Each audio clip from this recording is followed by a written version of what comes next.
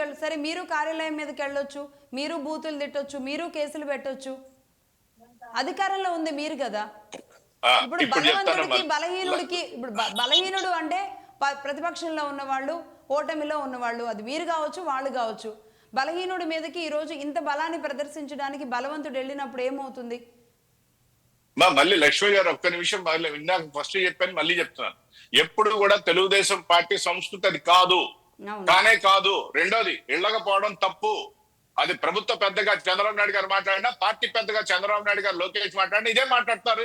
అక్కడ ఉన్న ఎమ్మెల్యేలు కూడా ఇదే మాట్లాడతారు. 100% ఎవరైనా ఇళ్ళకపోవడం తప్పు, తిట్టడం తప్పు, కొట్టడం తప్పు అనేది మా సంస్కృతి. ఒక విషయం ఇక్కడ వాళ్ళ సంస్కృతి ఏంటంటే, మా భయం అంతా తెలుగుదేశం పార్టీతో కూటమిలో ఉన్నటువంటి పార్టీల భయం ఏంటంటే, వీళ్ళ విష సంస్కృతి.